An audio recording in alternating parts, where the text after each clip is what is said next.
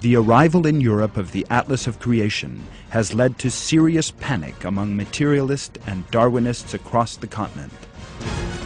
They say that the Atlas, which they say bears no resemblance to any other work opposed to evolution they have previously seen, is far more of a threat from the point of view of their own intellectual systems than all other anti-Darwinist works to date.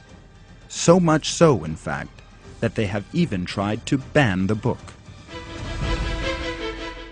Following a session discussing the teaching of creationism in schools, the Council of Europe, headquartered in the French city of Strasbourg, went on to hold a press conference on 4 October 2007.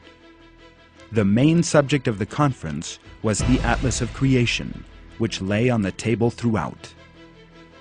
At the press conference, Anne Brasseur, a politician from Luxembourg who recently submitted a report to the Council, picked up the Atlas to show it to the assembled journalists and went on to say, Harun Yahya is a Muslim, Turkish creationist.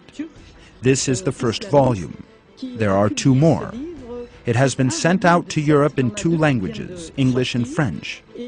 It says that the theory of evolution is a lie, that Darwinism is the root cause of terror, and that it is responsible for the dictators of the 20th century and the like. Asked by a journalist about the messages that had been received in response to the report, the parliamentarians answered,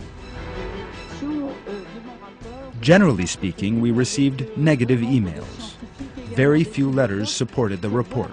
The letters were all opposed to the report. The Commission and I were generally described as people with no respect for freedom of expression and freedom of religion. Through its attitude to the Atlas of Creation, the Council of Europe made it clear that it was quite able to ignore such concepts as democracy and freedom of thought and belief when these clashed with its own views. On the other hand, such great fear of an idea, the Atlas of Creation being seen as a danger solely because it proves the oneness and existence of God, confirms the truth of the message contained within the book.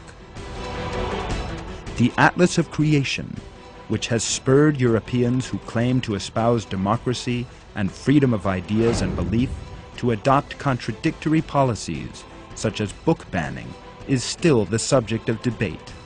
And what is more, the shockwaves from it are spreading ever wider.